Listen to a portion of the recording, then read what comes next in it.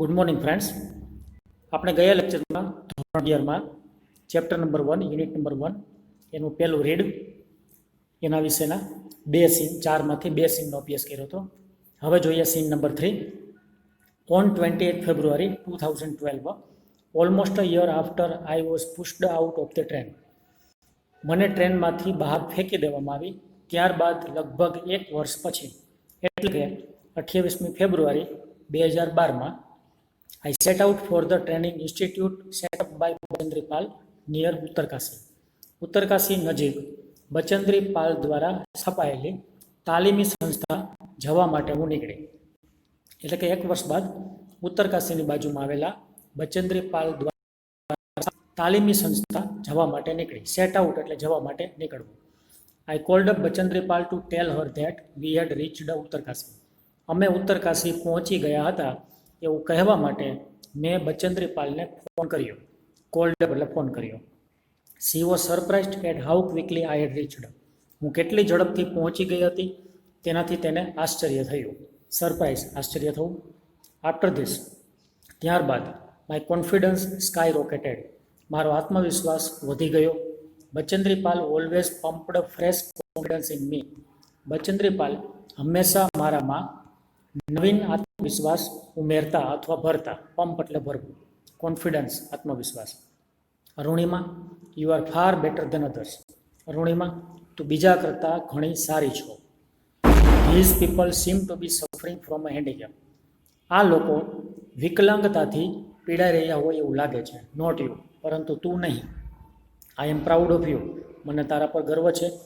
But before Everest expedition you will have to prove your.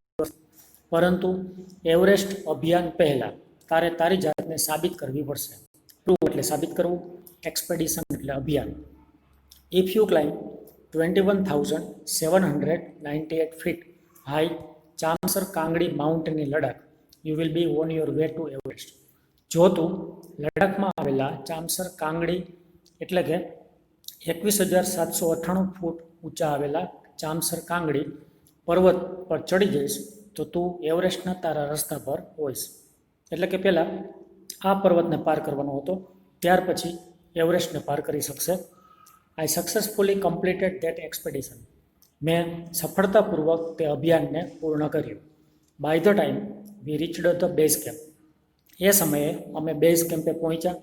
Situated at 18,000 fit. 18,000 ફીટની ઊંચાઈએ આવેલા base કેમ્પે પહોંચ્યા.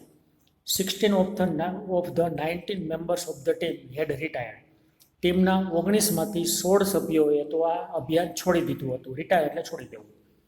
Bachendri Pal greeted me at the base camp.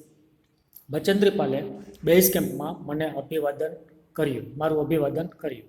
મેરી શેરની, she said, and took me in her warm embrace. તેણીએ કહ્યું મેરી શેરની અને મને હુંફાળું આલિંગન આપ્યું. In the evening, સાંજે, Bachendri Pal announced that I was finally ready for Everest. સાંજે બચેન્દ્રી પાલ જાહેર કર્યું કે હું છેવટે એવરેસ્ટ માટે તૈયાર હતી. એનાઉન્સ એટલે જાહેર કરવું, ફાઇનલી એટલે છેવટે. She also assured me that she would talk to the officials at Tata Steel for sponsoring my Everest dream. તેણીએ મને ખાતરી પણ આપી કે મારા એવરેસ્ટ સ્વપ્ન માટે તેણી આર્થિક રીતે ટાટા સ્ટીલના અધિકારીઓ સાથે વાત કરશે. આર્થિક રીતે મદદ કરવા માટે ટાટા સ્ટીલના અધિકારીઓ સાથે વાત કરશે. ઓફિશિયલ એટલે અધિકારી, સ્પોન્સર એટલે આર્થિક મદદ કરવી. સીન 4, દ્રશ્ય 4. I arrived at Everest base camp on 11th April 2013. હું 2013ની 11મી એપ્રિલે બેઝ કેમ્પે પહોંચી. Near about 2 years had passed since was thrown out of the moving train. ચાલતી ટ્રેનમાંથી મને ફેંકવામાં આવી ત્યારબાદ લગભગ 2 વર્ષ પસાર થયેલા હતા. At the camp nobody seemed to know that I had an artificial leg. કેમ્પમાં કોઈને પણ ખબર ન હતી કે મારે કૃત્રિમ પગ હતો. વન ડે, એક દિવસ, વાઇલ રિટર્નિંગ, પાછા ફરતી વખતે, my left leg got wet with snow because I had slipped a couple of times on the slippery surface.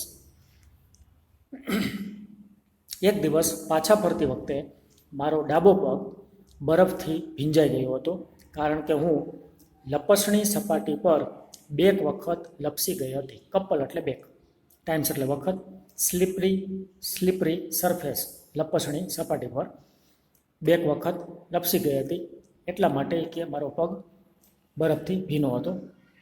Next morning I left the artificial leg out in the sun to dry. બીજી સવારે સૂર્યના તાપમાં મારા પગને સૂકવવા માટે મેં રાખ્યો હતો. At that time, તે સમયે, some foreigners realise that I had only one leg. કેટલાક વિદેશીઓને ખબર પડી કે મારે માત્ર એક જ પગ હતો. After that my TRP sold. ત્યારબાદ મારી લોકપ્રિયતાનો આંક વધી ગયો. ટીઆરપી એટલે લોકપ્રિયતાનો આંક, સોર એટલે વધવું. In my final expedition to Sagarmatha. Sagarmatha બ્રેકેટમાં લખ્યું છે head of the sea, the local name for the peak of Everest. એવરેસ્ટની ટોચ પર આવેલું એક લોકલ નામ છે સાગરમથા. સાગરમથાના અંતિમ અભિયાનમાં Nimakancha was my mountain guide. Nimakancha મારો પર્વતીય માર્ગદર્શક હતો. ગાઈડ એટલે માર્ગદર્શન આપનાર વ્યક્તિ. He was a nice and helpful Nepalese man. તે સારો અને મદદરૂપ નેપાળી માણસ હતો. Who use to scold me at times when upset. જ્યારે પણ હું ઉદાસ થઈ જતી ત્યારે તે મને એ સમયે ઠપકો આપતા. સ્કોલ્ડ એટલે ખીજાવું, ઠપકો આપવો. The last trek to the peak of Everest began. એવરેસ્ટની ટોચ પરનો છેલ્લો ટ્રેક શરૂ થયો. એટલે કે એવરેસ્ટ સુધી ઠેક પહોંચવા માટે મારો રસ્તો શરૂ થયો. It was a very dangerous narrow પથ. તે ખૂબ જ ખતરનાક અને સાંકડો રસ્તો હતો. ડેન્જરસ ખતરનાક, નેરો સાંકડો, પથ એટલે રસ્તો. I slipped and fell once. હું એક વખત લપસી અને પડી ગઈ. Even my oxygen was running out. મારો ઓક્સિજન પણ ખલાસ થવા જઈ રહ્યો હતો. I was struggling with my paining leg. હું મારા દુખતા પગ સાથે સંઘર્ષ કરી રહી હતી. સ્ટ્રગલ, સંઘર્ષ કરવો, પેઇનિંગ એટલે દુખતા. My Sherpa said I must quit. મારા શેરપાએ કહ્યું કે મારે આ અભિયાન છોડી દેવું જોઈએ. But I knew that there was no going back. પરંતુ જાણતી હતી કે પાછા જવાનો કોઈ મતલબ, અર્થ ન હતો. I pushed forward though my Sherpa kept insisting that I should return. જોકે મારા શેરપાએ મને સતત એવો આગ્રહ રાખ્યો કે મારે પાછું ફરવું જોઈએ, તેમ છતાં મેં મારી જાતને આગળ ધપાવી. પુશ ફોરવર્ડ એટલે આગળ વધવું, આગળ ધપાવવું.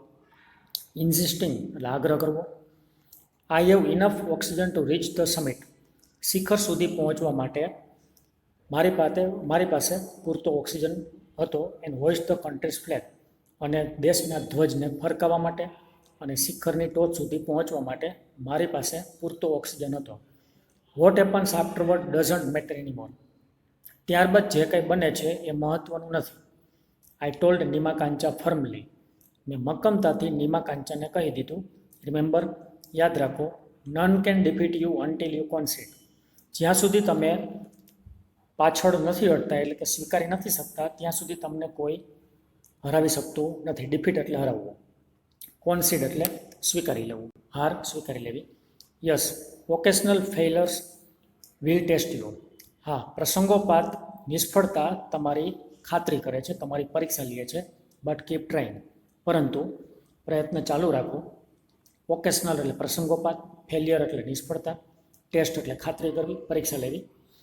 સમ doors of opportunity will certainly open. તકના કેટલાક દરવાજા ચોક્કસપણે ખુલશે. સર્ટનલી ચોક્કસપણે, ઓપોર્ચ્યુનિટી તક. Then I could see him following me. પછી મેં તેને મારી પાછળ આવતા જોયા. Even as I continue to drag myself to the top.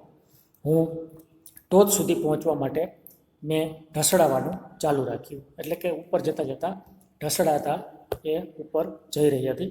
The drag, walk, drag, continue till it finally happen. છેવટ સુધી ઢસડાવવાનું, ચાલવાનું અને ઢસડાવવાનું ચાલુ રહ્યું. The top is a small 20x20 ice table. ઉપરની ટોચ 20x20 ટેબલના માપનો હતો. I saw several flags of various countries fluttering proudly. જુદા જુદા દેશના ઘણા બધા ધ્વજને મેં સોમાનભેર લહેરાતા જોયા. ફ્લટર એટલે લહેરાવું, પ્રાઉડલી એટલે ગર્વભેર અથવા સોમાનભેર. I had lived this moment so many times in my mind.